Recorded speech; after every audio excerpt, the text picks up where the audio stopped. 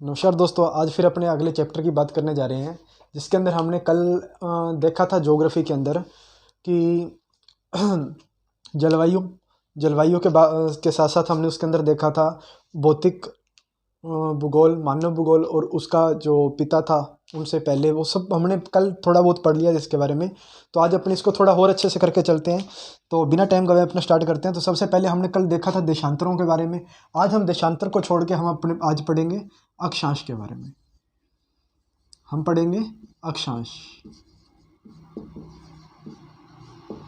अब अक्षांश क्या होता है? कल हमने एक छोटी सी बात देखी थी, देशांतर। अब देशांतर में जो रेखाएं इस तरह से जा रही थी इस साइड को, यानी कि वेस्ट से ईस्ट की ओर जा रही थी। अब जो रेखाएं नॉर्थ से साउथ की ओर आती हैं उन्हें क्या कहते हैं? अक्षांश कहते हैं।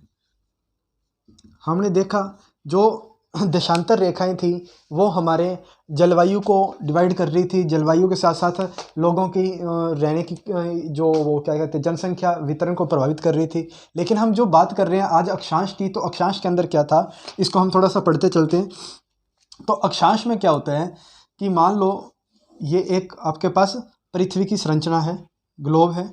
ग्लोब के ऊपर जो रेखाएं यहाँ से ऐसे आ रही हैं, है ना, उन्हें क्या कहा जाता है? अक्षांश कहा जाता है। पहली बात तो ये नॉर्थ से साउथ की ओर। अब जो ये बीच वाली जो सबसे बड़ी रेखा होती है इसे कहते हैं ग्रीनविच रेखा। ग्रीनविच क्यों कहते हैं? क्योंकि ये ग्रीनविच शहर से गुजरती है, इसीलिए इसको ग्रीनविच रेखा कहा जाता है।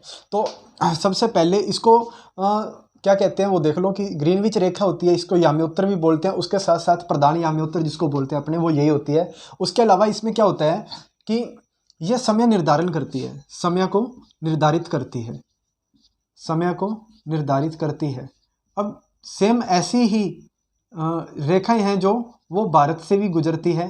अब मान लो हमने ये ग्लोब पृथ्वी देखी थी, यहाँ पे अपनों ने देखा था कि भारत यहाँ पे है। अब ये जो रेखा है 82.5 डिग्री वाली, जब भारत में यहाँ से गुजरती है ना, तो ये जो यहाँ से गुजरती है भारत के बीचों बीच से, तो ये जो इसकी डिग्री होती है वो होती है 82.5 डिग्री। ठीक है। अब देखो इसमें क्या होता है, ये समय कैसे बताती है। अब मान लो जो ये वाली क्या कहते हैं अक्षांश रेखाएं ये 360 होती हैं, जायज़ है जो ये जायज़ सी बात है कि जो ये 360 रेखाएं हैं ये पूरी की पूरी 360 डिग्री पे घूमती हैं। यानी कि ये पूरी पृथ्वी के ऊपर ऐसे मान लो कि एक सर्कल लगा रही हैं, ये गोल सर्कल है तो इसके ऊपर से ऐसे सर्कल लगा रही हैं। ये 360 के 360 सर्कल लगाए हैं इन्होंने। तो जो ये वाली रेखा है, तो जो ये भारत के बीच में से गुजरती है, इसको कहते हैं 82.5 वाली रेखा, 82.5 डिग्री की रेखा। और ये भारत के इलाहाबाद से गुजरती है। इलाहाबाद से जब गुजरती है तो इसमें देखो क्या फ़र्क होता है कि जो दो अक्षांश रेखाएं होती हैं ना, जो अक्षांश रेखाएं, उन दो अक्षांश रेखाओं के मध्य का जो समय अंतराल होता है वो 4 मिनट का होता है। कितने का? 4 मिनट का। यानी कि ये जो रेखा है 1 घंटे के अंदर कितने डिग्री को क्रॉस करती है? तो ये रेखा 1 घंटे में लगभग 60 मिनट होते हैं। अपने देखते हैं 60 मिनट को 4 से डिवाइड कर लेंगे तो आ जाएगा 15। 1 घंटे में 15 डिग्री क्रॉस करेगी। कितने? 15 डिग्री क्रॉस करेगी। अब जब ये 15 डिग्री क्रॉस करेगी तो ये जीरो रेखा है, ये 0 डिग्री वाली है और भारत में से कितने पे गुजर रही है? 82.5 पे। अब ये 82.5 पे गुजर रही है तो 82.5 को हम इंटू कर लेंगे कितने से? 4 से। कितने मिनट से? 4 मिनट से। तो अपने पास जो वैल्यू आएगी वो वैल्यू आ जाएगी लगभग 330, यानी 330 मिनट। किससे?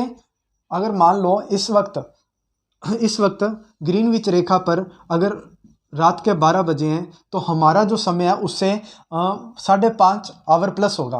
कौन सा? 5.5 आवर प्लस होगा। तो यानी कि 12 प्लस 5.5 कितने हो जाएंगे? अगर वहाँ पे रात के 12 बज रहे हैं तो हमारे पास सुबह के उस वक्त कितने बजे होंगे? 5:30।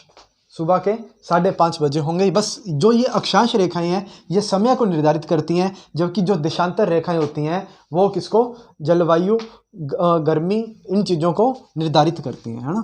तो देख लेना, हमने कल एक चीज़ और देखी थी कि जो देशांतर रेखाएं होती हैं, है ना, देशांतर रेखाएं, दो देशांतर रेखाओं के मध्य का जो एरिया होता है उसे कटिबंध कहते हैं। और एक कटिबंध 111 किलोमीटर का होता है लगभग, अप्रोक्सली मानते हैं अपने, कहीं पे 111 पॉइंट कुछ का दिया होता है, लेकिन अपने लगभग 111 किलोमीटर का इसको मान के चलते हैं।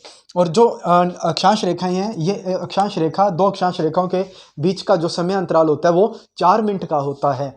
तो देखो 4 मिनट का जो समय अंतराल होता है, और उसके बाद देशांतर रेखाएं होती हैं 111, ये आपको याद रखनी पड़ेंगी। और देखो अब अगर इस साइड आएंगे तो ये समय क्या होता जाएगा, प्लस, और इधर जाते जाएंगे तो माइनस, यानी कि वेस्ट की ओर जाएंगे तो समय माइनस होता जाएगा, ईस्ट की ओर जाएंगे तो समय प्लस होता जाएगा। तो भारत जो है वो ईस्ट की ओर है इस रेखा से, यानी कि जो ये प्रधान या मध्योत्तर रेखा है इससे ईस्ट की ओर है, तो हमारा जो 82.5 वाला टाइम है वो इसके अंदर ऐड होगा, ना कि माइनस होगा।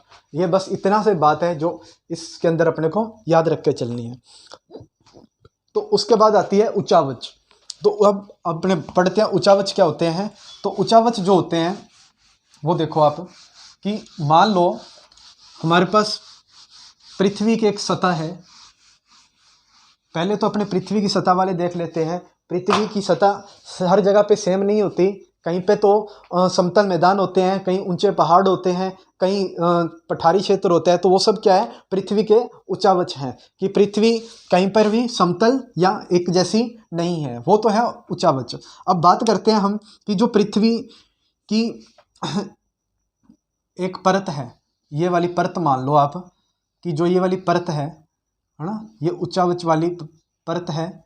मान लो ये एक पहाड़ है, ये छोटा सा पर्वतीय मैदान है, ये इस तरह से फिर दूसरा पहाड़ हो गया। इस तरह से जो शेप बनी हुई है पृथ्वी की, उसके अंदर क्या कुछ है, ये मान लो एक हमने पूरा जो ये वाला हिस्सा था, इसके अंदर से हमने ये वाला कॉर्नर निकाल लिया। ये इसका क्या है, सेंटर पॉइंट है, सेंटर पॉइंट है। अब सेंटर पॉइंट देखो, किसी भी वृत्त की जो ये वाली हिस्सा होता है इसको क्या कहते हैं, हम त्रिज्या कहते हैं। ये हम बहुत टाइम से पढ़ते आ रहे हैं, इसको क्या कहते हैं, त्रिज्या कहते हैं। अब जो ये त्रिज्या होती है, ये पृथ्वी की जो त्रिज्या है वो आप काउंट कर सकते हो कि जो पृथ्वी की त्रिज्या है 6371 किलोमीटर है, अकॉर्डिंग टू NCERT 6371 किलोमीटर है। जब हमें पता है कि इसकी त्रिज्या इतनी है तो हम इसका क्षेत्रफल निकाल सकते हैं। इसका क्षेत्रफल लगभग आप देखोगे तो 51 करोड़ के लगभग आएगा, 51 करोड़ वर्ग किलोमीटर। अब जब इसका क्षेत्रफल हमें पता है तो हम इसको दो पार्ट्स में डिवाइड करते हैं, कि जो पानी वाला क्षेत्र है, यानी कि जो समुद्र वाला एरिया है वो है आपका लगभग 71%, और जो है अपने क्या कहते हैं ज़मीन वाला, या फिर अपने कह सकते हैं कि महाद्वीप वाला जो क्षेत्र है वो है आपका 29 लगभग। तो हम जब इसको फाइंड करते हैं तो हमारे पास आता है इस 51 करोड़ में से जो पानी वाला क्षेत्र है वो 36, और जो ये वाला निकलता है ये 15 करोड़ वर्ग किलोमीटर के अप्रोक्सली निकलते हैं। तो हमने इसके अंदर देखा कि जो 71 है, ये जो 71 है, इसके अंदर से भी हमारे पास सिर्फ और सिर्फ 97%, कितना, 97% ही जल है जो वो लवणीय है। कौन सा है, लवणीय है। और सिर्फ 3% जल है जो पीने लायक है, पीने लायक है। अब उसके बाद हम बात करते हैं इसके आगे वाले टॉपिक की। तो इसके अंदर हम देखते हैं, क्या देखते हैं कि जो ये है अपनी जो त्रिज्या थी इसकी, इसको भी हमने 3 पार्ट में डिवाइड किया, 1 2 3। अब जो 3 पार्ट में डिवाइड किया है तो इसको तो पहले जो है इसको हम कहते हैं क्रस्ट। क्या कहते हैं, क्रस्ट कहते हैं। अब जो ये क्रस्ट होता है, ये क्रस्ट दो चीज़ों से मिलकर बना होता है। किस किस से ये बना होता है, सियाल से, SIAL, सियाल। अब देखो SIAL नाम से पता लग रहा है कि सियाल किस चीज़ों से बना होगा। SI का मीन होता है सिलिका, क्या, सिलिका। और जो SI का मीन है सिलिका, और AL का मीन है एल्युमिनियम। सिलिका प्लस एल्युमिनियम से मिलकर जो इसकी पहली परत है वो बनी होती है, और उसके बाद जो दूसरी परत है इसको बोलते हैं अपने मेंटल। क्या बोलते हैं, मेंटल। ये भी 2 चीज़ों से बनी होती है जिसको अपने बोलते हैं सीमा।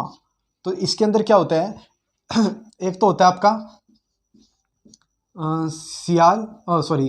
सिलिका, और दूसरा क्या होता है इसके अंदर आपका होता है मैग्नीशियम। क्या होता है, मैग्नीशियम।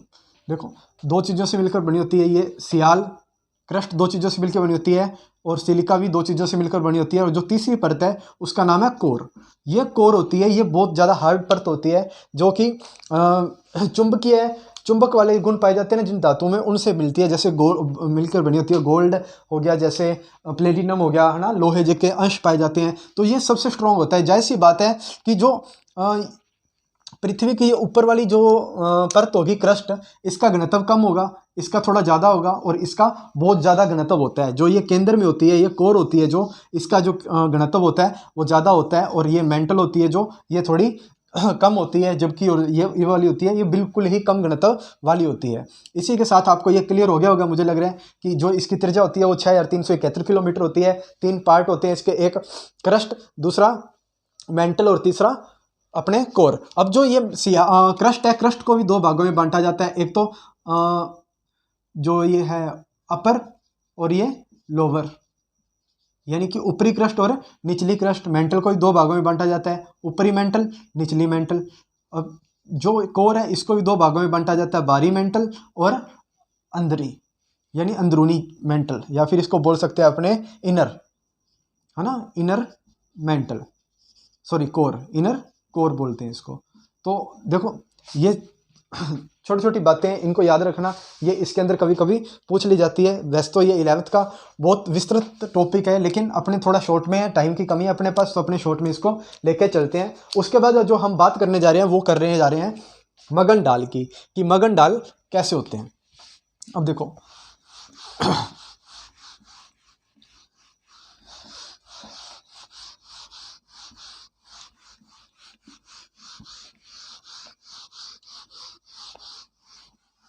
हम बात करने जा रहे हैं समुद्र की, ओशियनोग्राफी की। हमारे पास सबसे पहले हमें पता होना चाहिए कि हमारे पास कितने समुद्र हैं, तो कितने महासागरों के बारे में हमें पढ़ना है। तो इसके लिए मैं एक छोटी सी ट्रिक बता रहा हूँ, आप पैसा यूज कर सकते हो। इस ट्रिक का नाम है पैसा, PAISA। देखो सबसे पहले है प्रशांत। कौन सा?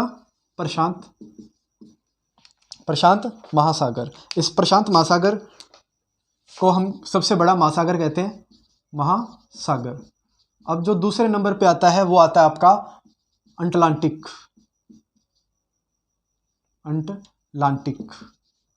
महासागर।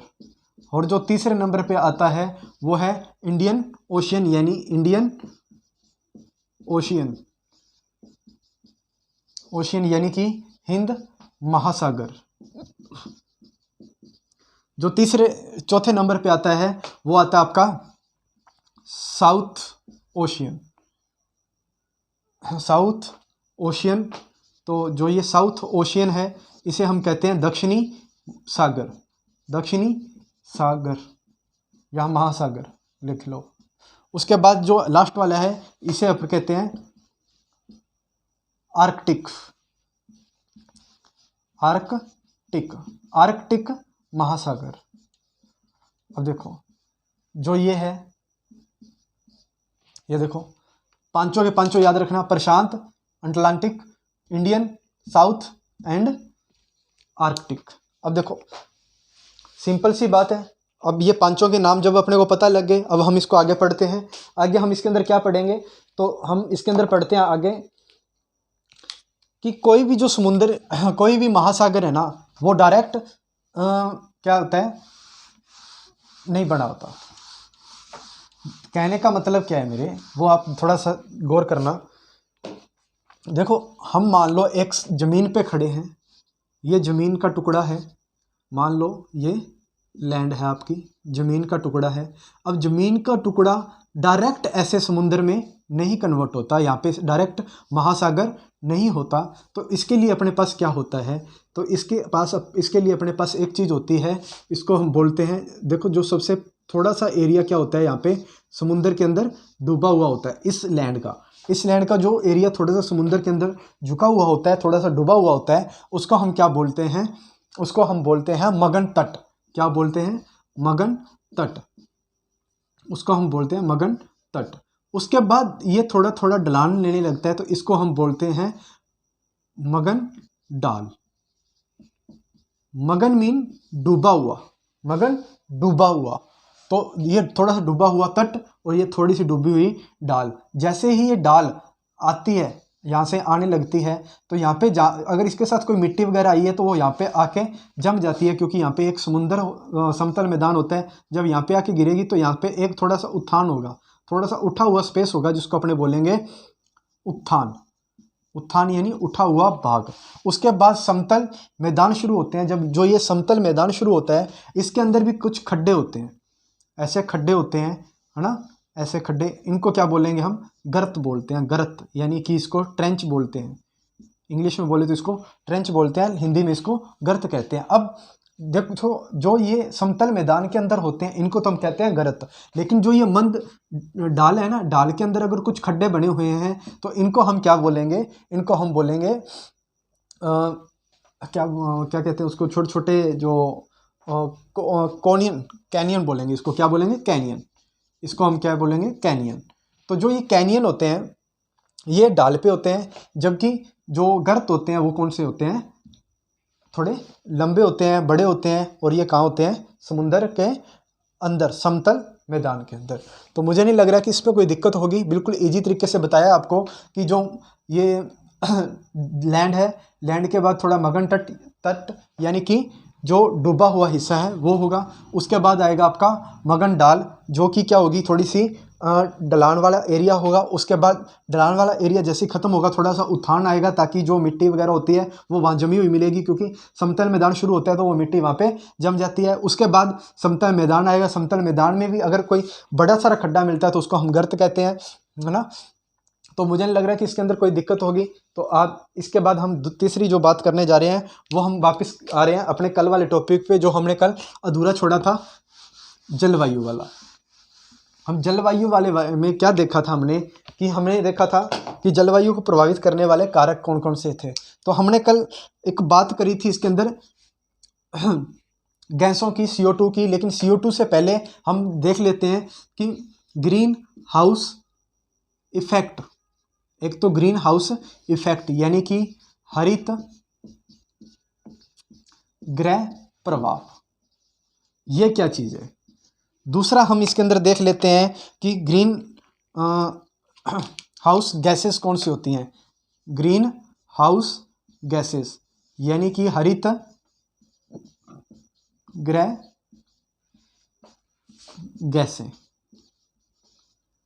देखो क्या होता है कि हरित गृह प्रभाव कहता है कि विश्व में जितना भी वैश्विक तापन हो रहा है, यानी जितनी भी ग्लोबल वार्मिंग हो रही है, उस सब का जिम्मेवार मैं हूं, उस सब का जिम्मेवार मैं हूं। तो जब ये ऐसी बात कह रहा है तो हमें देखना चाहिए कि ये है कौन। तो हम इसके बारे में जब बात करते हैं विस्तृत तरीके से, तो हम इसमें देखते हैं कि जो ग्रीन हाउस है, ये ग्रीन हाउस वैसे तो कोई भी ग्रीन घर नहीं है ना, क्योंकि हमने देखा कि हमारे आसपास का वातावरण है जो वो आज ग्रीन हाउस के में कन्वर्ट हो चुका है। तो उसका कारण क्या है? उसका कारण जो है वो हम देखते हैं कि सबसे पहले एक यूरोप का एक नागरिक, यूरोप में क्या हुआ, एक आदमी था, उसने एक ग्रीन हाउस बनाया, ग्रीन हाउस बनाया यानी कि हरी गृह ग्रीन हाउस बनाया, जिसके अंदर क्या था कि सूर्य का प्रकाश आता तो था, सूर्य का प्रकाश आता तो था, लेकिन जो उसकी जितना उसको ज़रूरत थी उसके बाद जाके वापस ये बाहर नहीं जा पाता था। ये कांच का था, हरे रंग का था। जब इसके अंदर सूर्य का प्रकाश आता था तो वो रहता था, लेकिन वापस उसकी किरणें बाहर नहीं जा पाती थी। जैसे हम देखते हैं कि सर्दियों का मौसम चल रहा है, हम कार को क्या करते हैं, कार के शीशों को लॉक करके छोड़ देते हैं थोड़ी देर के लिए, तो उसके अंदर थोड़ी गर्मी भर जाती है ना, क्योंकि गर्म किरणें तो अंदर आ रही हैं, लेकिन जो अंदर वाली जो गर्मी है वो बाहर नहीं निकल पा रही। सेम वही बात इसके अंदर कह रहे हैं कि जो सूर्य की किरणें वो अंदर आ तो रही हैं लेकिन बाहर नहीं निकल पा रही हैं। तो वो क्या हो रहा है? ग्रीन हाउस प्रभाव हो रहा है कि वो सब किसको इफेक्ट कर रहा है? वो ग्रीन हाउस को इफेक्ट कर रहा है। लाइक दैट कि देखो हमारी जो पृथ्वी है, हमारी पृथ्वी के ऊपर हमने देखा कि जो CO2 है वो एक कंबल का काम कर रही है। जैसे ही हम कंबल को उसको हटा देंगे तो हमारे पास क्या होगा, हमारा जो पृथ्वी का हाल है वो उसके चंद्रमा की तरह हो जाएगा। अब चंद्रमा पे क्या होता है कि जब तक सूर्य की किरणें रहती हैं, चंद्रमा पे जब तक सूर्य की किरणें रहती हैं तब तक तो टेम्परेचर जो है 18 या 20 के बीच में रहता है। लेकिन जैसे ही शाम को सूर्य की किरणें वहाँ से चली जाती हैं तो उसका जो ये टेम्परेचर प्लस वाला था ये माइनस में हो जाता है। यानी कि हमारे जो अनुकूल और प्रतिकूल जो मौसम है वो सारे के सारे यहाँ पे आके ख़त्म हो जाते हैं। यानी कि हमें अगर सुबह सुबह 18 या 20 डिग्री में रखा जाए और प्लस में, और शाम को रात को माइनस के 18 या 20 में रखा जाए तो हमारी जो वनस्पति है, हमारी जो प्रजाति है वो सारी की सारी विलुप्त हो जाएगी। ऐसे ही कंडीशन किसके ऊपर है, चंद्रमा के ऊपर है। चंद्रमा के ऊपर सुबह सुबह तो गर्मी रहती है जब तक सूर्य रहता है, लेकिन जब सूर्य चला जाता है तो उसके बाद क्या हो जाता है, इसके ऊपर टेम्परेचर माइनस में चला जाता है, इसलिए इसके ऊपर जीवन संभव नहीं है। अगर ग्रीन हाउस की सारी की सारी उसकी CO2 की सारी परत हटा दी जाए तो हमारे पास क्या बचेगा, चंद्रमा। सिर्फ चंद्रमा जैसा हाल होगा, उसके अलावा हमारे पास कुछ भी नहीं होगा। उसके बाद हम बात करते हैं किसकी, उसके बाद हम बात करते हैं ग्रीन हाउस गैसें, कि ग्रीन हाउस को इफेक्ट करने वाली ये गैसें कौन सी हैं। तो इसके अंदर जो सबसे पहले गैस आती है वो आती है CO2 यानी कार्बन डाइऑक्साइड। जो ये कार्बन डाइऑक्साइड होती है ये मैक्सिमम 60% इसके अंदर क्या होती है, अपनी हिस्सेदारी निभाती है। 60% जब ये हिस्सेदारी निभाती है तो हम पढ़ना चाहेंगे इसको कि ये इंक्रीज किस किस से होती है। तो जो ये इंक्रीज होती है, ये सबसे पहले जो इंक्रीज होती है वो होती है इलेक्ट्रिसिटी बनाने के लिए जो कोयला यूज़ किया जाता है उससे होती है सबसे ज़्यादा, है ना। उससे जो इंक्रीजमेंट होती है वो कैसे होती है कि हम जानते हैं, बचपन से पढ़ते आ रहे हैं कि कोयले के अंदर क्या होती है, CO2 होती है। जैसे ही उसको जलाया जाता है वो CO2 मुक्त हो जाती है, पर्यावरण में मिल जाती है। तो सेम वही बात कि जब एनर्जी मतलब कि इलेक्ट्रिसिटी बनाने के लिए कोयले को जलाया जाता है तो उससे CO2 निकलती है, वो CO2 हमारे आसपास के क्षेत्र में फैल जाती है। उसके बाद दूसरी बात आती है, जो खाना बनाने के लिए हम लकड़ियाँ या ईंधन का यूज करते हैं उसके अंदर से भी CO2 निकलती है। तीसरा, हम जो वाहनों को यूज करते हैं, पेट्रोल वगैरह यूज करते हैं और उसमें डलवाते हैं, पेट्रोल जलाते हैं, तो उससे भी हमारी CO2 जनरेट होती है। तो ये तो CO2 के कारण है। और अगर हम देखें कि सबसे ज़्यादा CO2 उत्सर्जित करने वाली कंट्री कौन सी है, तो वो है कतर, जिसके अंदर लगभग पर कैंडिडेट इतना ज़्यादा CO2 जनरेट कर रहा है कि भारत के 22 परिवार मिलके भी उतना CO2 जनरेट नहीं करते। तो हम आइडिया लगा सकते हैं इससे मोटा मोटा कि CO2 हमारे को कितना प्रभावित कर रही है। जबकि हम स्टार्ट करते हैं कि 17वीं शताब्दी में जब औद्योगिक क्रांति नहीं हुई थी, 17वीं 18वीं शताब्दी में, तब हमारी जो CO2 थी वो कितनी थी, 10 लाख ऑक्सीजन के अणुओं पर, ऑक्सीजन के कणों पर लिख लो, ऑक्सीजन के कणों पर 270 कण किसके थे, 270 कण किसके थे, CO2 के थे। यानी कि 10 लाख ऑक्सीजन के कणों पर 270 कण किसके थे, CO2 के। लेकिन जैसे ही औद्योगिक क्रांति हुई, उद्योगों ने अपना परचम लहराया, तब ये कितनी होगी, लगभग 300, ये 270 वाले बढ़कर कितने हो गए, 330 हो गए। कितने, 330। तो ये खतरा हुआ था। लेकिन आज की बात करें जाए, वर्तमान की बात करें, तो ये 10 लाख ऑक्सीजन के कणों पर 400 कण किसके हो चुके हैं, किसके, CO2 के, जो कि एक बहुत बड़ा चिंता का विषय है। अब ये CO2 क्या करती है, ये जो सूर्य से जो किरणें आ रही हैं वो पृथ्वी को जितनी चाहिए होती हैं, पृथ्वी उतनी अवशोषित कर लेती है। सूर्य के जाने के बाद क्या होती है कि वो पृथ्वी अपनी जो किरणें होती हैं वो वापस ऊपर की ओर फेंकती हैं। जैसे ऊपर की ओर जाती हैं तो CO2 की जो परत होती है उनको वापस नीचे की ओर धकेल देती है, जिसके कारण ग्लोबल वार्मिंग हो रही है, यानी कि वैश्विक तापमान बढ़ रहा है। तापमान सामान्य होने की बजाय हमेशा बढ़ता आ रहा है। तो उसके कारण क्या हो रहा है, ग्लेशियर पिघल रहे हैं। जाहिर सी बात है, गर्मी बढ़ेगी पृथ्वी के ऊपर तो पृथ्वी पे जितने भी ग्लेशियर बर्फ जमी हुई है वो पिघलेगी तो पानी कहाँ आएगा, समुद्रों के अंदर आएगा। समुद्रों से पानी जितना ज़्यादा होगा उतना ज़्यादा वाष्पीकरण होगा, वाष्पीकरण ज़्यादा होगा तो बादल ज़्यादा बनेंगे, बादल ज़्यादा बनेंगे तो बारिश ज़्यादा होगी, बारिश ज़्यादा होगी तो बाढ़ जैसी समस्याएँ आती रहेंगी और मानव का विनाश होता रहेगा। तो ग्लोबल वार्मिंग क्या है, जो हमने आज छोटा सा टॉपिक किया है, इसको थोड़ा अच्छे से रिपीट कर लेना। उसके अलावा जो आज इससे पहले हमने टॉपिक किया उनको पढ़ लेना। कल फिर इसी टाइम मिलेंगे हम इसी क्लास में। तो तब तक के लिए अगर आपको कोई भी डाउट हो, कोई भी क्वेश्चन हो आपका, तो मेरे को नीचे कमेंट कर देना इसमें, इस वीडियो के नीचे। तो मैं आपके क्वेश्चन का अगली वीडियो में आंसर जरूर दूंगा। उसके अलावा अगर कोई और बात हो, कोई और डिस्कस करना हो मैटर, तो मुझे बताना। और एक बच्चे ने कमेंट किया था लाइव सेशन का, तो लाइव सेशन बच्चे जरूर रखेंगे। तो आप बता देना मुझे, या मैं आपको बता दूंगा कि लाइव सेशन कब रखना है, तो उसके अकॉर्डिंग हम आगे बातचीत करते रहेंगे। तो आज इतना पढ़ लेना आप, उसके बाद अपने कल इसका जो बाकी टॉपिक है वो क्लियर करके फिर 1 या 2 दिन में हम मानव भूगोल को अच्छे से करना स्टार्ट करेंगे। इसको जल्दबाजी में इसलिए करवा रहा हूँ क्योंकि अभी मेरे को ऐसे लग रहा है कि +2 की मानव भूगोल को ज़्यादा टाइम देना चाहिए। लेकिन ये बेसिक एक बार थोड़ा सा बता रहा हूँ ताकि तुम्हें मानव भूगोल पढ़ने में ज़्यादा दिक्कत ना आए। तो उसके बाद हम मानव भूगोल को अच्छा करेंगे, और हाँ जब आपके ये एग्ज़ाम खत्म हो जाएंगे तब अपने वापस इसको स्टार्ट करेंगे। एक एक पॉइंट को बहुत अच्छे से, बहुत गहराई से पढ़ा दूंगा तुम्हें कि ज़िंदगी भर याद रखोगे इस चीज़ को। Okay, thank you.